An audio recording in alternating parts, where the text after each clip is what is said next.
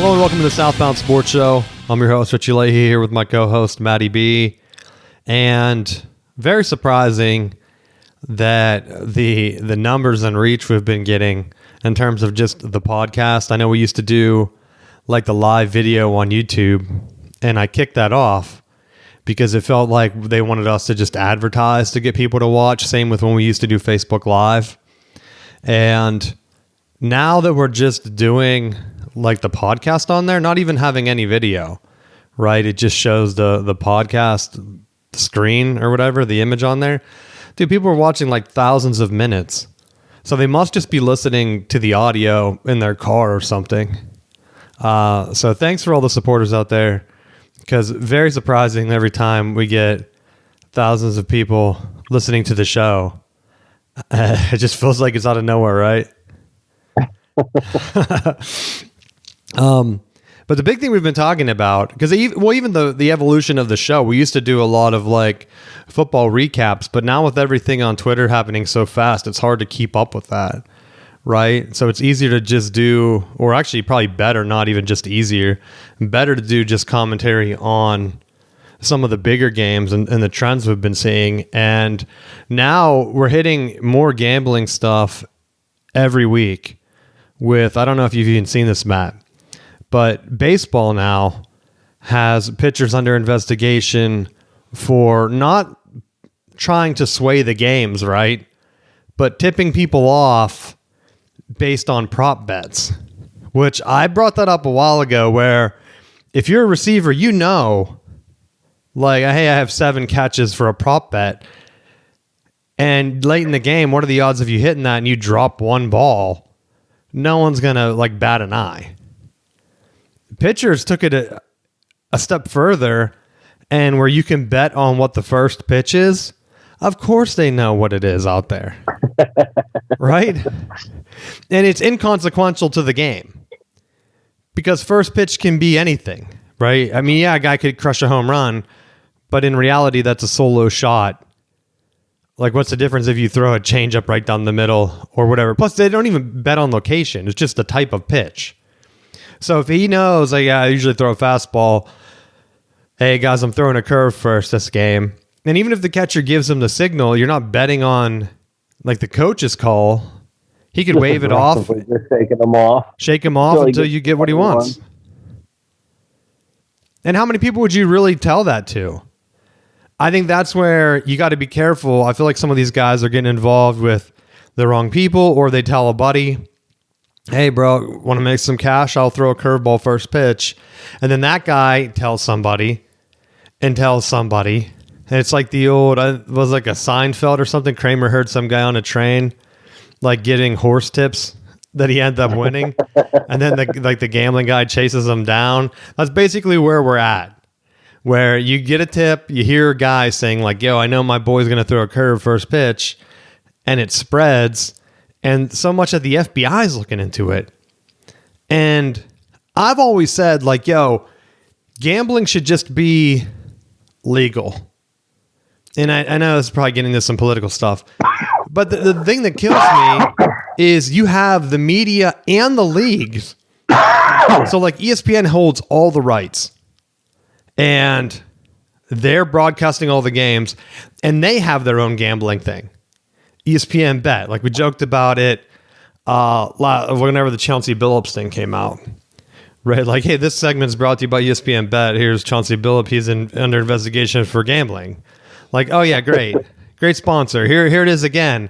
ESPN Bet, the Guardians pitchers are tipping off their first pitch. Come get some money while you can. Because in reality, like, I would assume there's protection. If you're just a random guy, they can't come back and say like, hey, sorry, bro, we heard you might have got this illegally. Like, unless you're in some type of ledger, how are they going to know if you just overheard it or whatever? I mean, I guess with cell phone records, they can subpoena that. And if you're getting like a real tip, like, that's where the shady part comes. But to me, if they kind of just let it hit in the background, and like the NFL wasn't sponsoring, because it really comes down to, and I've said it all along, the fantasy thing is going to be the killer, where anything, it's just one game, right? a coach could sway it easily with some of these prop bets on like backup running backs getting 3 carries. Put him in for 4, right? The coach has 100%, and it's not even probably the head coach making that decision. It's probably the position coach or the offensive coordinator. So like you're going down the line where a guy knows he's getting fired. Like what's the difference if he tells some family members or whatever, some friends to make some bets and then he messes with it? Like your team's 2 and whatever, 2-8, 2-9, whatever the records are right now. And you're the offensive coordinator. You can easily sway that. You're the quarterback. Just casually miss a little bit high or throw it into coverage and let them intercept it. I mean, a receiver, like how many guys did Aaron Rodgers throw to that were just like tipping the ball up? Like didn't Austin hit that one right to the defender? Yeah. I was like, great work, buddy. First off, I didn't even know you were still in the league, let alone going around. But come on. It's going to be a problem. It's going to continue to be a problem. And they have no way around it. Because now you have college athletes in it, and they're talking about, hey, don't harass the players, don't harass the major league guys. But hey, if the players are giving tips out, what's the fan going to do when he finds out? He's going to be mad at the player, right? It happened a while ago with like, I think it was Vanderbilt. They had guys that they turned out and they were like, well, it might not be true. They were saying about like being involved with the mob and stuff like that. And it's like, okay, you don't know who you're dealing with. Some guy on the street runs into you and offers you and says he's part of the mob. You're a kid. You're probably going to believe it. You watch TV. And that's where I think sports got to be careful, because we're getting into a point where the money is just getting out of control, and all they have to do is like, yeah, just allow gambling. Hey, how about we don't promote it as it's every ad? The other ad that I keep getting, which I don't know how this isn't illegal. You've probably been following the YouTube TV, ESPN, distribution issue. And from an outside perspective, I've seen people, for whatever reason, it's like they get into like being a fan of a business. Like I hear about people saying like, I have YouTube TV. I love it. Like I won't ever go to anything else. I'm going to stick up for it. YouTube's striking channels. We've run through it.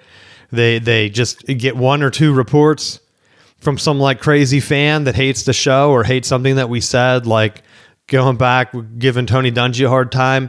And then how do we know it's not Tony Dungy getting strikes against our account? Like, right? Like who would take a Tony Dungy comment so personal that they harass our show for like 2 years and try to get us taken off of YouTube and Facebook? Like, was it him? Right? Like that's the kind of stuff that we went through, and we're not even a big time show.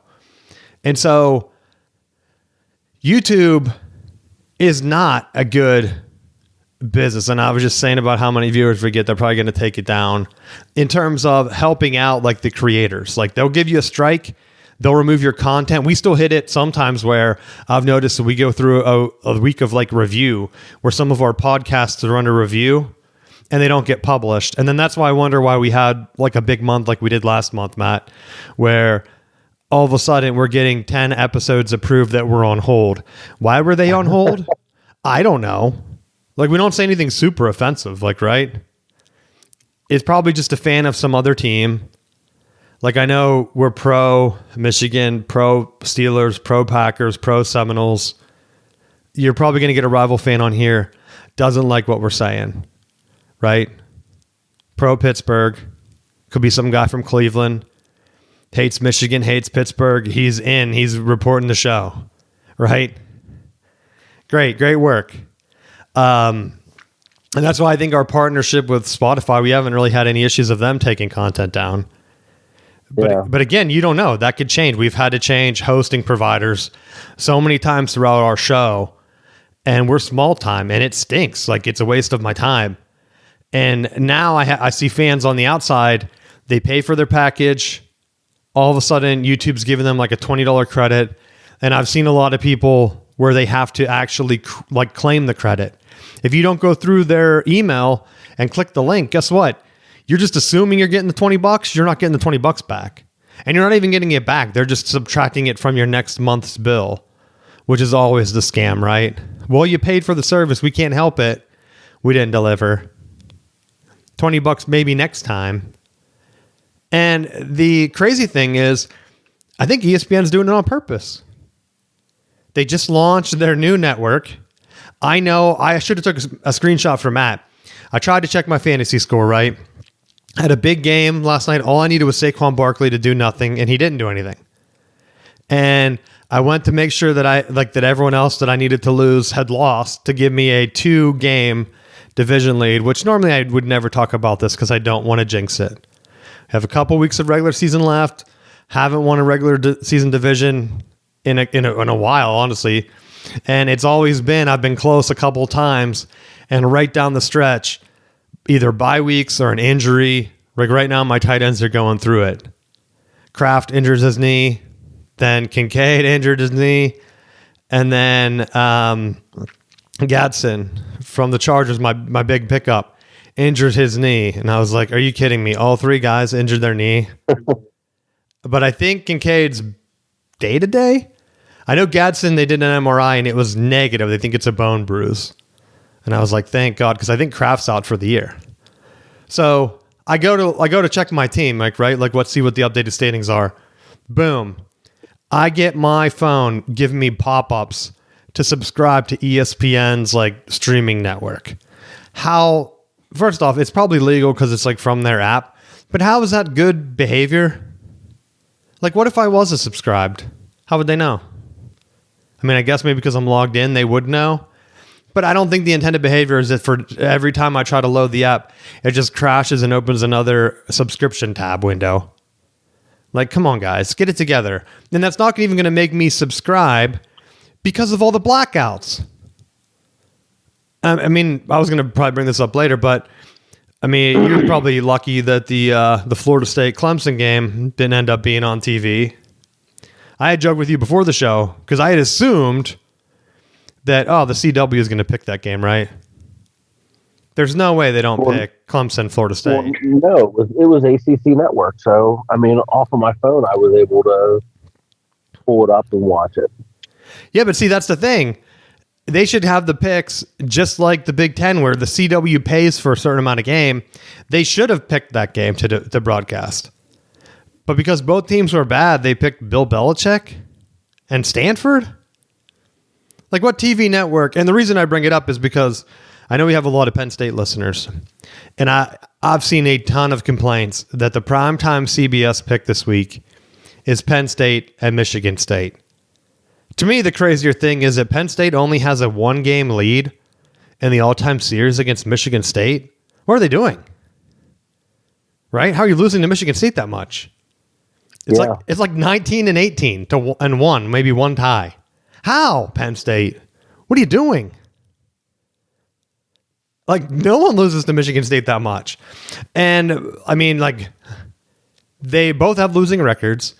CBS, I don't know when they do the draft, for the weekly picks or whatever, which is even crazier to me because I know ESPN could I'm guessing ESPN picked the Clemson Florida State game and then they flexed it to the ACC network.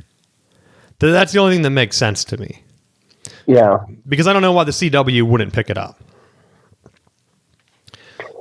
But then again, blackouts, bro, I can't watch it. But the weird thing with it is that when I try to log in, because the TV in my living room is hooked up to our cable because of our internet. And I can pull the games up from there. But then when I go into one of our other TVs and I try to pull into our ESPN app, it's this game isn't part of your package and denies access within my house. It's weird. And that's the kind of thing that I think streaming could kind of fix. I almost wonder because I know sometimes you have I guess if it's giving you a package error, then I don't know. But sometimes I've noticed from the ESPN thing that you need to have like a certain DMCA or whatever, like the chip for like the encryption, or it won't show like what you're looking for. And to me, I'm kind of like, well, that's kind of BS, because like if I buy a cheap cable off Amazon and it doesn't have the thing, then I can't, like, it won't let me broadcast from my computer to my TV. I've also noticed a weird thing with YouTube recently where I think we talked about this. Now on YouTube, they add like some type of auto AI foreign language translation, right? But they don't give you a way to change the language of your show. But dude, I found that there's a glitch where if you try to AirPlay like our show, I think you might have to have an ad blocker on. If you're using an ad blocker and you try to AirPlay our podcast onto like your TV or a speaker, it freaks out and changes the language of the show. Like, I'm pretty sure I was listening to it in Polish and it sounded like it wasn't as bad as like the old school computer voice, but it was like some guy, like AI generated, reading it. It didn't sound like us. It didn't sound like a voice actor. It kind of just sounded like the computer was translating it into Polish. And I thought it was like the weirdest thing. And there was no way for me to change it back. Like I tried to disconnect it, reconnect it, because like sometimes it's easier for me just to test that way. Like just stream it from my iPad to like the TV Roku thing I have. And so, because then I get the big speakers and I can hear it. No, dude. Every time it changes it to Polish. At least that's what it sounded like to me, because I understood some of the words, but not all of them. So, I mean, it could have been some other Slovak language. I don't know. But I don't know why it picked that language. There was no way for me to change it. And so if you're running into the same issue, let me know, because I'm curious. I also tested it. Wasn't just our show. I tested it with a couple other videos, and it seemed to be the same exact voice, AI computer voice or whatever that was doing the translation. And it seemed to be in Polish every time.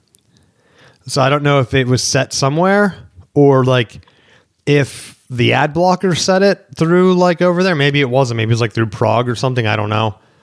Because I know they have a lot of big stuff over there computer wise for VPNs and things like that. So who knows, man? But I did get to hear it, and it wasn't as good as having like an actor do it. Pretty disappointed. Right? I don't know any foreign actors anyway, so what am I talking about? But yeah, crazy network type stuff. We have gambling issues, TV carriage issues again. And even on top of it, while I'm rolling on this, the Big Ten had the audacity to threaten Michigan and USC and kind of try to force their hands on that private equity deal, which is a horrible deal, right? Any outsider can see every business that ever signed a long-term deal through, this would go through, I think, 36, same as the ACC network or whatever, TV rights. They're going to get a decent amount right now in 2025, but 8 years down the road, I guarantee they're going to be wishing that they got more money, because I think it was valued at only $24 billion or something like that. That's insane. Because like, you have how many of these NFL and even NBA franchises that are getting valued at way more, and you're not even just talking about whatever. And this is why I brought up the Penn State, Michigan State thing, because someone had told me that it's become very clear that Fox and CBS do not care, and even NBC in there, they don't care what the records are. They're going to pick Michigan, Penn State, and Ohio State every time. Every time, you're going to have no issue if you're a fan of one of those teams watching the game. If you're a fan of anybody else, USC included, maybe because of the late start, but like even Oregon, like I tried to watch a couple of the Oregon games this year. It's hard to follow them because the Big Ten, I mean, they paid half price for a reason for Oregon. They're just not on TV. They just don't get the viewers, right? Anyone else, like if I want to watch Penn State, I have no problem watching Penn State. I have no problem watching Ohio State and Michigan. And I was thinking for the SEC, Because, yeah, they've been doing better numbers. They have the better, higher rankings or whatever. And I saw the SEC commissioner come out and say they need 8 teams in the playoffs. Get out of here. The problem with your inflated record is because you have an 8-game schedule. I think this is the last year for that. So we're not going to see that inflated SEC record anymore because it's going to come to what the Big 10 and the Big 12 have to deal with. Well, they have one more loss, right, Matt? We got to keep them out. And then the SEC goes into the playoffs like last year in the bowl games, and it's a bloodbath. They can't win a game, and they're struggling just kind of like the preseason. Because, like, dude, let's be real. They have Alabama ranked 4th. They have the worst loss of any top 10 team, I think. Right? Florida State has, 4 wins? By far the worst loss. There's no way that they should be ahead of anyone else. Maybe Oregon, right? Because Penn State's probably just as bad. At this point, I don't think Penn State even has a conference win. Florida State has one, right? That's your debate right there. And on the other side, because I know we have some friends of the show that are Miami fans, Miami should not be ranked below Notre Dame. Both have 2 losses. Miami beat Notre Dame head-to-head. How are you just putting them not even ahead by 1? Because that's the reasoning they use to keep USC ahead. Right? USC beat Michigan. They're 1 better. Even though I think the polls and the other things have Michigan ahead. Just based on talent or whatever. Miami, they're not even close to Notre Dame. They're like 6 spots behind. Like, and they beat them. Which is why I don't like the committee at all. The committee is so biased that it's ruining the sport. Just go back to the computer thing. You have AI now. You don't need any of these things. I would 100% rather go back to that type of model because they've already identified one of the biggest issues is that if you're not watching every single game, what are you basing your ballot on every week? Like there's an inherent bias to it that if you want your team to be in the playoff, well then you just look and see who are the people that are ahead of them. Oh, I'm just going to rank them lower. Like there's a natural bias that's there that it's going to put people at a disadvantage. It was like why with the original system, like it used to crack me up because it would be like number 1's going to play some random obscure team from like the Big Ten is playing this team from the Pac-12 that is completely unranked and has no wins for the national championship. It's like if the upset happens, like you're not declaring Cal national champion. Well, yeah, that's like, they lost. They lost. So we're going to give it to Georgia. Congratulations, national champ. Well, that's what the Nebraska thing was, right? Because like Michigan won the Rose Bowl, and then Nebraska cried about it because they beat Peyton Manning, right? But Peyton Manning was injured. That's what I don't think people remember. They don't remember Nebraska had the kicked ball that should have had them lose to, was it Colorado? Like, all right. Or Missouri. I think it was Missouri, actually. Yeah, Mizzou. So, like, I think a lot of people, they just throw it out. Like, they forget that Alabama lost badly to Florida State. Like, Florida State embarrassed them. I thought Florida State was going to come out and have a terror of a year and go back to the year they were undefeated and get some revenge. Like, I don't know what happened. That was what I thought. Like, Alabama looks so bad that even watching them, they're struggling. Like, Alabama struggled to beat South Carolina. And South Carolina should be nowhere near ranked. So having them ahead, I know they beat Georgia, but like, why? Who beat like Ole Miss? Did Georgia beat Ole Miss? I feel like they're just trying to slot these teams in and say like, well, here you go. Right? Like, I keep hearing about how good Virginia is, bro. I've watched at least 5 Virginia games now because of, for whatever reason, I can't like watch any good ACC games, but the ones that are on TV are like Virginia games and Louisville, and they're not good. Like, I would put them, and I know they're ranked right around Iowa. I have no idea how those 3 teams are ahead of Pitt right now. Yeah, Pitt lost to West Virginia, but after that game, like, things have kind of turned around where I wouldn't even be surprised if Pitt beat Notre Dame and won the ACC now. Pitt could be the ACC's only bid. They're in the driver's seat. And that's where I keep hearing, well, the Big Ten's only going to get 3 teams in the playoffs. They'd be lucky. Like they need like a crazy upset to get 4. And I said it before. You don't need that. Like if Oregon ends up with 2 losses because USC beats them and USC has 2 losses and Michigan wins out, you legit have 5 Big Ten teams that are 2 losses or less. And that's where I'm wondering, because like we complained about the officiating. There's been some shady officiating in the Michigan-Ohio State game in the past, to where the fact is I think the Big Ten was kind of shading it towards Ohio State because they knew Ohio State had to win or you weren't going to get a team in the playoffs. Now, like this year, the advantage would be is if Michigan, now of course Michigan has to win out. They have to beat Northwestern and Maryland. But if Michigan rolls in 9-2, the officiating, I guarantee, has it in the back of their head that, hey, if Michigan wins, they're probably going to get the Big Ten another payday. Do you agree? It's a home game for Michigan, right? You can't tell me that they just don't call a couple holding penalties, right? Ohio State starts moving the ball, couple holding. Why not? You also won't make me not think that the ACC officiating crews haven't had it out for Florida State since all of their legal stuff.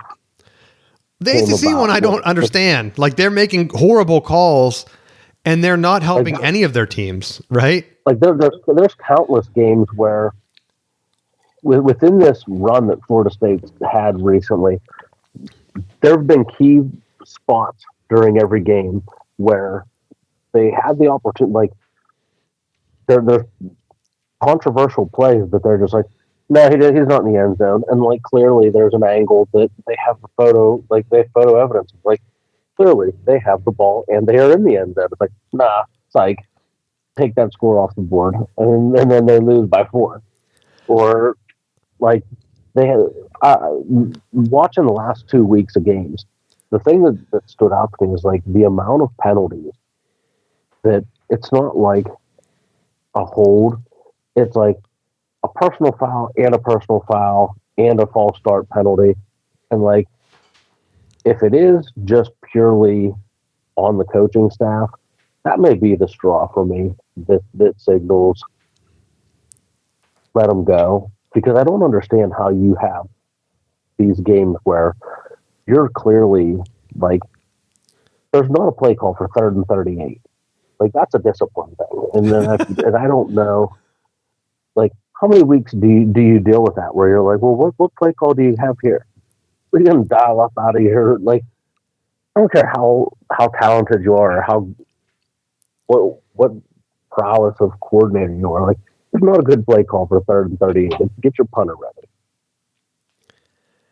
That's where I'm thinking it could only take one call for them to kind of get some of these teams in. And if I can look at the schedule and say, hey, okay, here's the matrix.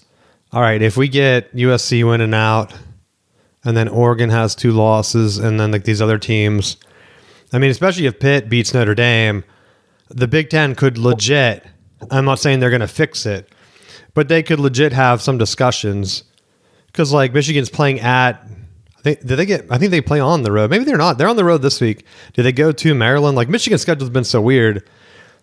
But I could see them saying like, all right, let's see if we can get them in. Like a big payday, you get the number 1 freshman in the playoffs, right? Who cares how many touchdowns he's thrown? I keep hearing that, but I'm like, but he's running the ball, right? But see, like my whole thing is, you're going to have, so there's going to be outlier years, but I feel like to just arbitrarily say, just because we're the Big Ten, we deserve X number of playoff spots.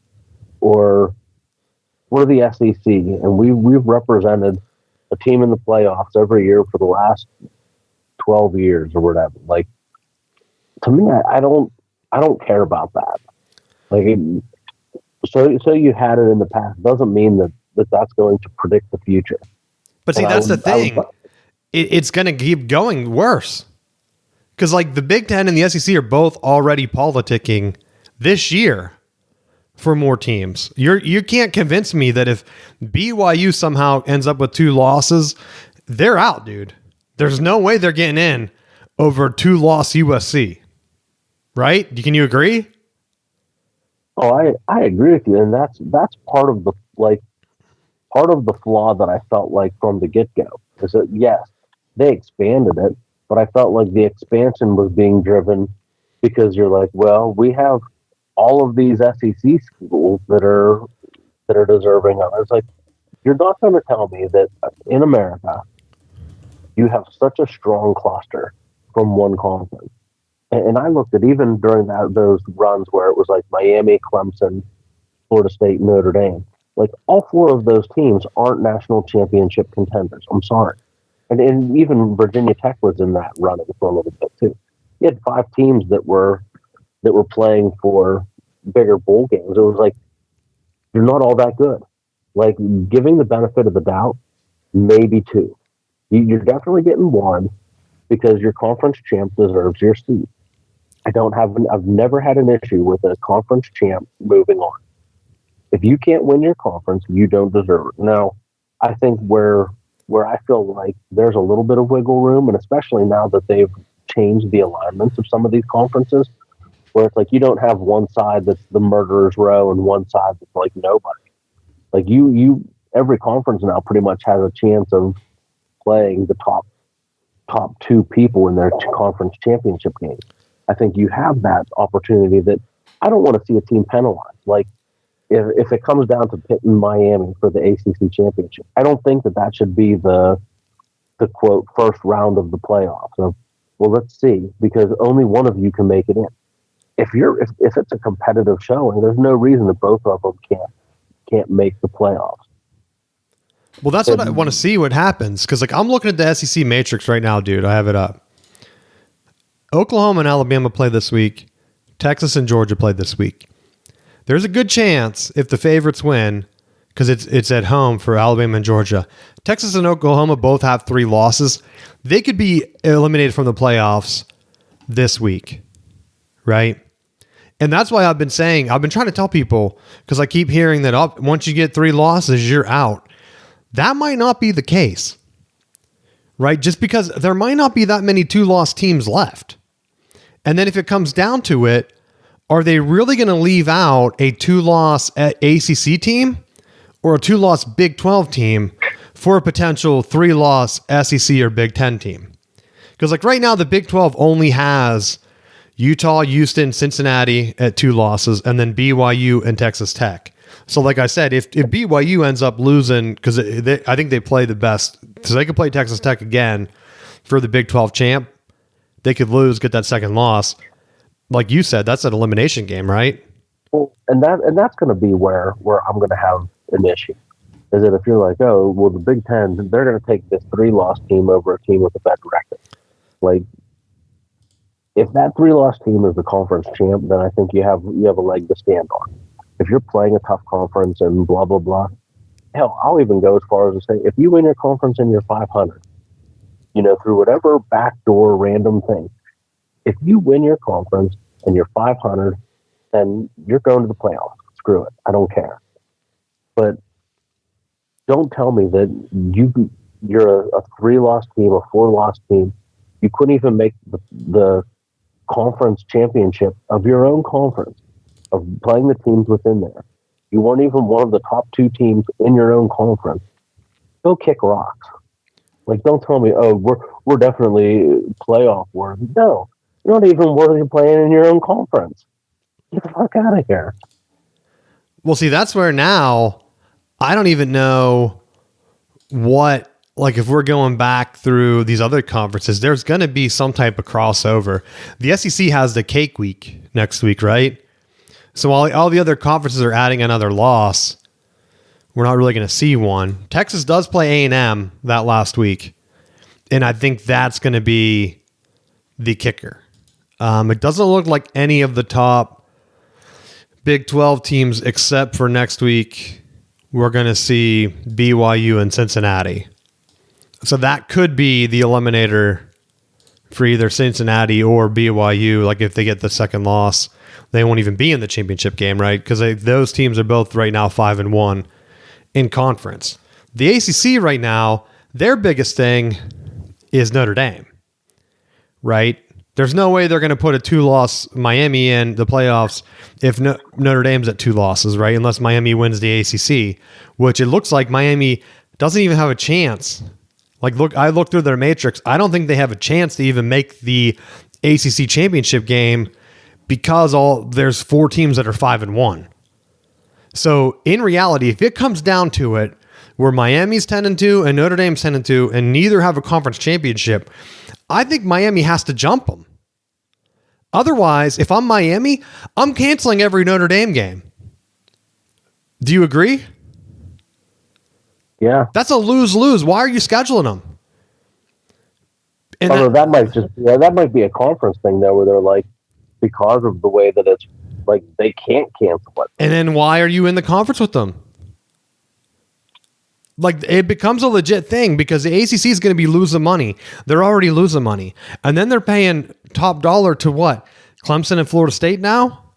I don't know what the breakdown is, but isn't it based on like TV viewership and not even wins?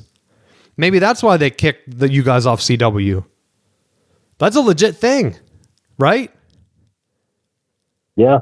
I mean, because like, hey, we need a team on CW. Well, don't put Clemson and Florida State on there. We don't want them getting more money. They're 4-5. Like, oh, we have a perfectly good 4-5. Also, I don't think, because who are the 2 teams that were trying to sue the conference? Yeah, that's what I'm saying. They could easily be colluding. And wasn't it UNC's like alum that was like in head of Raycom and all those other BS backdoor deals they had? Yeah. So like, okay, what are we doing here? That's the concern. And that's the concern with the Big Ten thing, circling back to that, because they basically said that USC and Michigan better get on board or they're going to kick them out of the conference in 2036. And honestly, I'm ready for Michigan to go. The sign stealing thing was 100% BS, which sign stealing is legal, is still legal. And the Eagles talked about sign stealing last night to stop the Packers on that 4th down play. They said they were yelling it out. Josh Jacobs said they yelled out the exact play that they had called in on like their hurry up 4th down play. They knew it was an inside zone read. Oh, I knew it was going to be the same exact thing too when I saw the lineup. And I said, oh my God, they better not be running that zone read inside. And that's what it was. So you don't even have to be stealing the signs to know if a stupid play call is coming. Right, Matt? That's exactly, right. If you watch enough of your team, you know when there's a stupid play call coming. And I think anyone can back me up. And so the Big Ten should 100% had Michigan's back.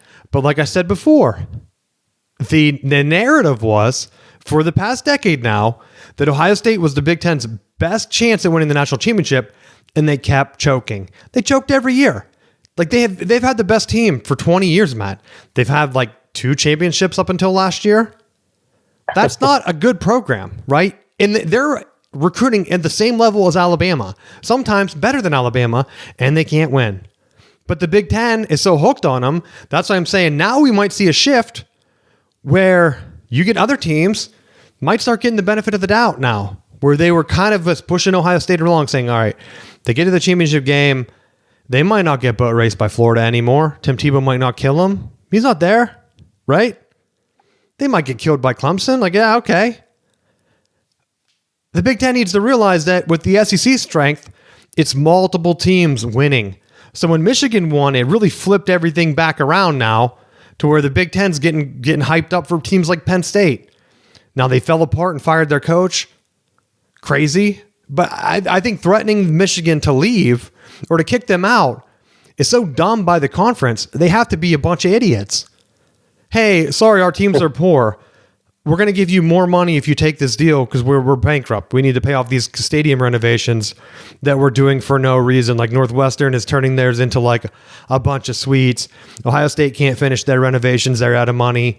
They can't pay for top rosters anymore. They're crying about it. Penn State needs the money. Oh, come on, give us a handout, guys. Like, no. And I know Michigan's going to cave because when haven't they caved? Sued the Big Ten about Jim Harbaugh not being there, which was BS. And they came out and said as much. Oh, yeah, it was BS. Sorry. Hey, at least you guys won, though. Right? Damn, imagine if you guys didn't win and we didn't win another championship. Because, like, there's a real thing. If they suspend Harbaugh, Michigan loses, doesn't make the playoffs, Ohio State loses again. Because they're like Ryan Day chokes, right? Ryan Day only flipped the switch on because Michigan won the national championship and then he lost to them again. And he knew he was going to be fired. That's 100% the only reason why Ohio State won the national championship last year. Ryan Day didn't coach like a coward. Do you agree? Yeah. He was coaching like a man that was going to lose his job. This year, we don't know what's going to happen. Is he going to pucker back up? Right? He hasn't really played. I mean, he puckered up against Texas first game. I know he had a freshman or a new starting quarterback. So maybe that was a new thing. But we'll have to see. And if he puckers back up, what happens? Like, what happens to the Big Ten's best thing? Because that's the best chance for the Big Ten this year. Either them or Oregon, and we don't know how good Oregon is. I know I said Oregon lost to Penn State. Oregon beat Penn State, but then they ended up losing to... Who did they lose to? Indiana. Oh, yeah, it was Indiana. See, they don't even have a bad loss. Oh, I go back. Alabama has the worst loss. I don't know why I'm losing it. I was thinking, because Indiana, I go back to I'm jumping around here now, but that Indiana game-winning play, notice that the official called that a touchdown, right? Do you think in the back of his mind, he thought, well, we really need Indiana to pull this game out. If they lose to Penn State, that's going to be bad news for the Big Ten.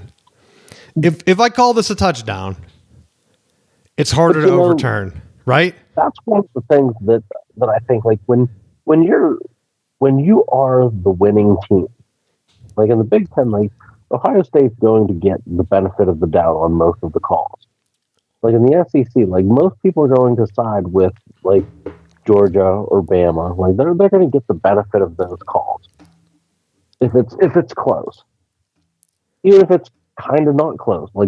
As a team that's carrying the water for the conference, they're going to do that. I've never seen a weird scenario where Michigan and Florida State within their conferences are nah, we're just not going to help you out. You're going to do it on your own merit. We're going to do it while actively trying to penalize your team for random stuff. Yeah, that's why it's insane. That's why I think Michigan should just leave. If they keep threatening you, let them get the money without you. Even Indiana now, I cheer for them because I think it's a good story and I think it helps out college football if they win. They're the only team in the rankings, I think, that has a legit chance that isn't a blue blood, right? I don't think A&M, they're not really a blue blood. I really don't think A&M has a legit chance. I know they're undefeated. We will see if it happens. I think Indiana right now has looked like the better team. Did they play like the better team against Penn State? No. Is that Penn State team still loaded? Oh, hell yeah. The Penn State team is one of the best talented teams in the country. You can say I'm wrong. There's a reason they are ranked number one. That's why I think Clemson blowing out Florida State. That Clemson team was the top 10 talented team. The coaching just hasn't been there. Right? Penn State fired their coach. They're starting to figure things out with this new coaching staff. And I was thinking in my head, watch Penn State beat them and then promote this guy to head coach and then start to be 7-6, right? Because that's the kind of thing that would happen. You make it an emotional hire to where you're okay, we need to promote this guy. And then you're in a situation where it's not going to work. But if I'm looking at it now, we talk about Bama getting the favorable calls or whatever. Now you're looking at a couple of teams where if the SEC really wants to get all these teams in, they can't have Texas and Oklahoma lose. Right? Those are big name brands. Alabama could probably eat one more loss to get to 2 losses. But then again, are you going to try to give them a rougher road to the Final Four? Because if Bama and Georgia both, let's say they lose their games or whatever and give Texas and Oklahoma new life, making the playoffs, you're having A&M and then Ole Miss be your top 2 seeds at that point. How does that really help your team in the playoff seeding? Because you could have it an Alabama then have to go on the road and play at Oregon. How's that going to work out, right? Because I'm assuming the Big Ten's looking at the same thing. they could have Oregon lose to USC, but that game's at home for Oregon. It's highly likely that instead you have USC take another loss and they get 3 losses. And then you're in a situation where you only have 3 Big Ten teams and Michigan left without 3 losses. And then, Michigan could choke. Offense does not look good still. And so if you can't have, and they're both games are on the road, Northwestern and Maryland, going into that Ohio State game, do you get some weird officiating in favor of Michigan? I don't know. Right? Because there's a situation where Oregon and Indiana both went out. Ohio State loses to Michigan, and they get another home playoff game. They don't get the bye again. That's what propelled them in the playoffs last year. Could that be in the Big Ten minds, Matt? They don't care if average Joe fan in Ohio is mad that they lost to Michigan again. The Big Ten wants to win the national championship. They want the more money. So I'm just throwing that out as a scenario. Watch and see what happens this weekend. Because now there's a lot of money involved and you're getting just people picking what based on their feelings. They don't care that Miami beat Notre Dame. They want Notre Dame in the playoffs, so they're going to put them higher. And now because it's ranked late in the year, it's a lot harder for Miami to jump them. Because the committee, to me, there's 2 ways to fix it. Make it all computer-based.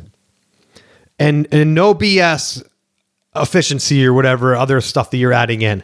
Has to only be wins and losses. And if you want to do home field advantage, 3 points or whatever like Vegas does, do that. Right? Because then you're looking at a Michigan team that has 2 road losses.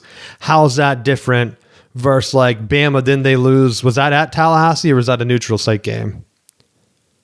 That was at Tallahassee, right? Yeah. So, they lost on the road. Okay, even though it was to, a team that ends up not having a good year, not that big of a deal compared to someone losing at home, right? Because, Oregon lost at home to Indiana. That's a big win for Indiana because that's what they do in basketball, I think. Very easy. They can have it and they can adjust it by year. Or they have to start making these college football discussions public. If we can have public NFL roster schedule releases and things like that, drafts, you can have the discussion public. Because just like they started to do with the ACC in their public, their review process for flags and stuff in the game, I want to hear their reasoning for putting Notre Dame so high. Right? I think you would easily get a fixed thing if you're watching it on YouTube and you just have the comments, a bunch of angry people just hammering you in the comments. Do you agree? I would say, yeah. Yeah, hey, you, whatever your name is, you suck, bro. Get out of there. What are you talking about? Because I hear people oh, we got some historic matchups. No one gives a crap about that, right? I want to know if South Florida, I think they're in the American, they're going to be the other bid right now. It looks like. Who else is in? Does 7-2 Cincinnati, if they win out and they somehow don't get into their conference championship game or whatever, they have 2 losses, or Texas Tech gets 2 losses because they lose the championship game. Are they really going to be dropped for a 3-loss Texas? Or you're looking at a scenario here where Georgia loses to Texas. They could lose to Georgia Tech. They almost lost to them last year, didn't they? And then what? Georgia's out. And then how are you putting all these SEC teams in? Missouri and Vanderbilt, these teams that they had ranked so high, Missouri fell all the way out. Tennessee already has 3 losses. And Tennessee doesn't even have, I don't think they have one good win. Their only big time win was Syracuse. I don't think they've even beat a team with a winning record, someone said. I don't even know if Syracuse has a winning record. So how are they ranked? Because they lost to some teams that are ranked? I just don't get it at this point. Pitt lost to Louisville, so I get ranking Louisville ahead of them. That's fine. And they lost to West Virginia by a touchdown. Pitt's been rolling. Louisville's been fading. Clemson will take care of Louisville for us, right? They have to be on. They can't just only get up for Florida State and then start losing again, right? Right, Dabo? He could. Pitt's main thing is they play Notre Dame, Georgia Tech, and then Miami. That's a murderer's row to end the year. So I don't know if Pitt's going to get it done. If they beat Notre Dame, they'll do us all a favor because then we're going to have a chaos year. And then how do some of these other conferences really fill things out, right? Because if all these other teams start losing too, then you have like the same scenario where if, let's say, Texas and Oklahoma have 3 losses and they're ranked right around Michigan. Michigan loses to Ohio State, but it's close.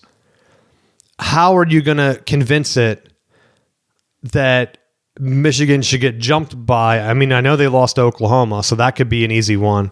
But like, how would some of these other 3-loss SEC teams get the nod to get in the playoffs? How are you going to convince the committee that? And that's what we're going to have to find out. Because I really don't know. I mean, Oklahoma plays Alabama, Missouri, and LSU. Missouri is another team. I don't think they have any good wins. So how are you saying that you're supposed to be in the playoffs if you have no good wins? But they're in the SEC. Well, they're talking about they need 8 teams in. They don't even have 8 teams with a winning record.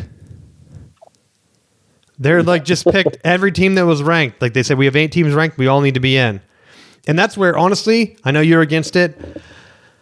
I think they should just have the auto bids by conference then at that point. Then every team's beef would be with the conference, right? Hey, you're in a lower division or a lower conference, whatever. Not a lot of historical powers in it. Doesn't matter. Win the conference, be your conference's bid. And that's why I've been saying all along, every conference should then have a bid if you're doing it. I would be fine with that. Every conference would have to have a bid. If they want to give the ACC 2 and the Big 12 2, it has to be spelled out, right? Because my thing is, why not reward the regular season and then have your championship weekend be the number 1 team versus the number 4 team, and then the number 2 team versus the number 3 team. The winners of those 2 games get into the playoffs from your conference.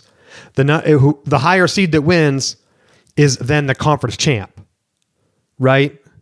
So if the 4 seed and the 3 seed win, then the 3 seed would be the ACC conference champ.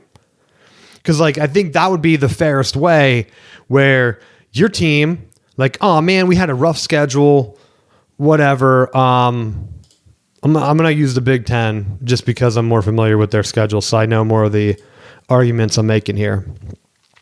All right, but so like right now we're looking at it where we have the Big Ten ends right now. Indiana's number 1 seed, Ohio State's number 2, USC's number 3, and then Oregon's number 4.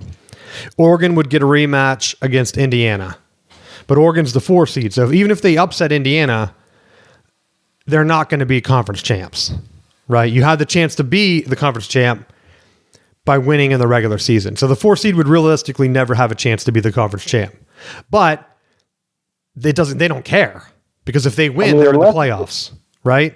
But I think unless you want to treat your conference game like the last 2 weeks as your conference championship, and then it's like, here's your top 4, 1 plays 4, 2 plays 3, and then you have your conference championship week 10. But I'm saying don't even have the other game.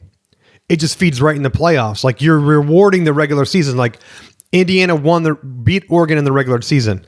Oregon gets the chance for redemption to make the playoffs, but they won't be named Big Ten champ. Ohio State, they could beat USC, but if Indiana stays undefeated and they were the number 1 seed, Indiana is the regular season champ.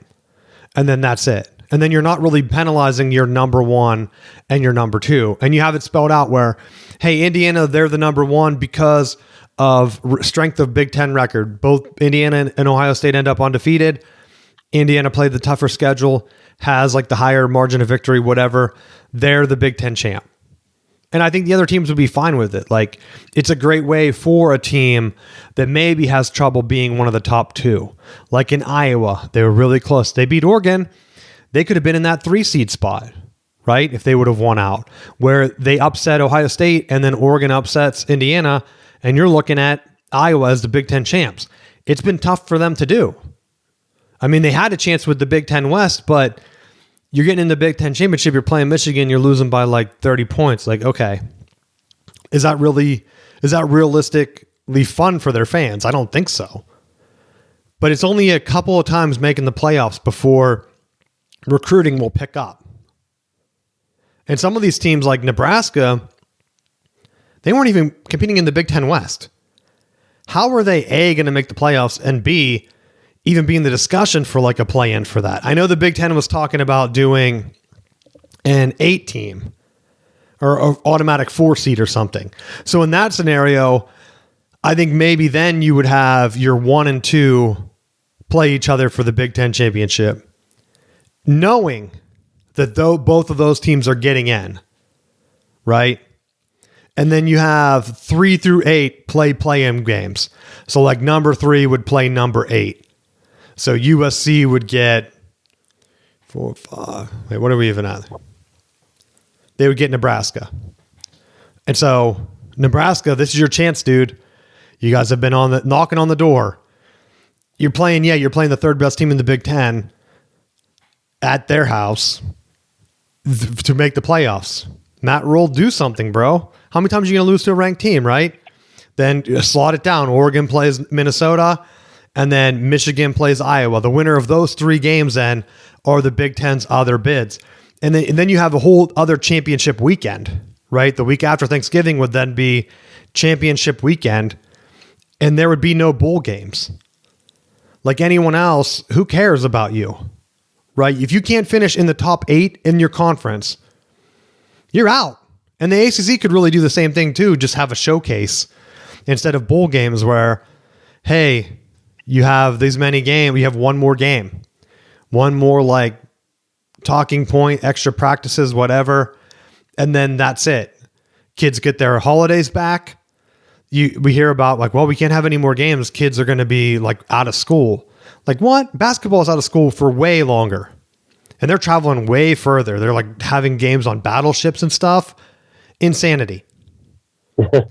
So you can't tell me that this wouldn't work, where if you're not in the top 8 of your conference or whatever, you're out of there. And so, because like the ACC could have their consolation where it's like, all right, our top 4, 1 versus 4, 2 versus 3, and then you just have 5 and 6 play and 7 and 8 play as kind of like their bowl game, and you just have it set somewhere inside the conference at like a neutral site, like at Charlotte, and where else is another bowl game that they usually have a tie-in. Heck, they could even do it at Yankee Stadium still or something. And then like that's the consolation prize for some of their fans. Like, all right, well, Pitt's playing NC State in that game down in Charlotte. I'll drive down, see you would go to the game, right? Because like right now, I don't even know what the rankings would be. You would have Georgia Tech play SMU, Virginia play Pitt. I mean, that's a pretty good lineup for your auto bids. And then you just have a consolation game between Duke and Louisville and Miami and Wake Forest. Would that be enough for like CW paying for an extra game? Like a conference pride game? I don't even know what you would call it. Right? You would get, instead of getting a bowl game trophy, I mean, you would still get, they would just change it to something else. Like you would get the Charlotte championship, right? Like NASCAR, you get like the Daytona trophy. You get the Charlotte trophy, bro. Miami bros, they're hanging with their gold chains, their turnover chains. They're hanging up the Charlotte trophy for beating Wake Forest, Matt. Would you celebrate that? Because I think that's realistically where the sport's going to go. We're not going to have bowl games anymore. Right? I know I'd be saving up. I don't think Michigan has a chance to host a home game this year. But like the first time Michigan has a home playoff game, I'm going to try my best to go no matter what. Because I think that would be an awesome atmosphere. Right? It could. I mean, I guess if Michigan wins out, it could happen this year. However unlikely it seems. Right? You never know how the other teams are going to lose ahead of you. But some of these teams, like, I don't know, like, you might never have a chance. You might just be getting your conference bowl, like the bowl game replacement tie-in. Yeah. You're in your conference championship trophy game. Like, you have all the trophy games. You get your Paul Bunyan trophy. You get your Charlotte trophy. The Big Ten could play in Detroit. Like, instead of the Motor City Bowl, you just have a Motor City trophy or something you call it. The Motor City game. In the middle of Detroit. You played around the street, dude. They're tearing down those houses and building up those high rises real expensive. That's what they need. You need more football there. But yeah, I know we went long on the college thing. I just don't understand. I think we're going to see a shift where if the conferences don't get something going like I just described, we might be on the move to a super conference, because I'm telling you right now, Florida State, they're locked into the ACC till 2026, right? Or 36, whatever it is. That same month or same year, Michigan and USC just pop up available. You can't tell me that they wouldn't just have a backdoor deal in place to say, like, you know what? We're going to start our own, like, conference where we take teams that were just annoyed with their old conferences. Clemson, come on over. Florida State, come on over. USC, hey, Notre Dame, you guys want to finally join? We'll get Stanford and Cal and like a bunch of random schools that are just like high throttle. You can't tell me that if you're bringing in, all it takes is like 2 historic brands. Because if Ohio State loses Michigan, I don't even know if they stay in the Big Ten. Right? Do they go independent? Do they just join the SEC? I know it's been discussed before. Like, the network's already said, hey, Oregon, you're not worth enough for us to pay you. We're really only paying for like USC and Michigan, and you're kicking 2 of them out? That makes no sense. Like, no way you're going to pull in the same amount of money as, say, a 10-team powerhouse conference, right? Because they can go to the college football committee and say, hey, look, we have teams that have won national champs in the past: Notre Dame, Michigan, USC, Florida State, Clemson. We need 4 auto bids too. And they'll say, okay, we got it. We'll work that out. Fox will pay for that, right? They love Michigan and USC, right?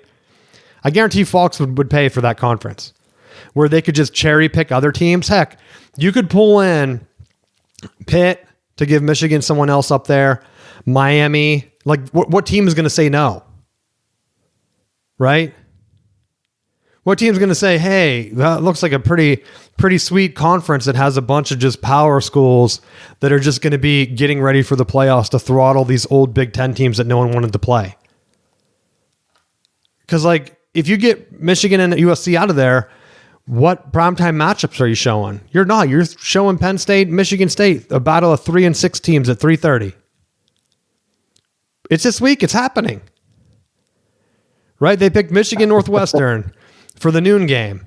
The 3:30 game is 3 and 6 Michigan State and 3 and 6 Penn State. That's the future of the Big Ten if they kick USC and Michigan out. You got nobody. So that's my final thing. Anything else you want to talk about this week? No, I think that pretty much covers it. I know we had some NFL stuff. I just want to bring up real quick. Matt LaFleur, how dumb do you have to be to take your kicker out on a 64-yarder? I don't know if you watch the end of the Packers game, dude, but I'm clearly annoyed at them. They run out on 4th down, get stuffed, right? Eagles do whatever. They get the ball back. Or maybe, I forget what happened. But I don't know if they got stuffed on 3rd down. Maybe it's the 3rd down call. It's whatever it is. It's a 64-yard field goal. They have time for one more play. They run it out. They do the icing the kicker. He kicks it. It comes up short. Any other coach says, oh man, our guy came up short. We better throw Hail Mary instead. No, he doubled down, bro. And then he shanked it because he knew he had to get more power on it. And I thought, well, this is dumb. I shouldn't even watch this, but I want to see how badly this goes. Right? You never see a guy kick it, his practice kick, and say, like, what? You know what? I was really dogging that one. Right? No, they kicked it to see if they can make it. And then even Jordan Love was running back out on the field, and he's like, no, we're losing this game, son. How do I know he didn't bet on that game? How do I know he didn't bet on that game whenever he throws the kicker out there that can't kick because he's coming back from a quad injury, Matt? A quad injury. That's my final thing. Gambling has me questioning sports all the time. I think it's really hard for me to watch some of the games when the whole time I'm thinking, is he throwing this game? Right? He's really going to kick it? You're not going to do like a fake Hail Mary or something? No, he's just going to shank it and end the game. All right, cool. So if you notice anything like that, send them my way. I'll do some investigating, right? Start our own PI where I'm investigating tips. But thanks for listening. Spread the word. We love the support, and we will see you next week.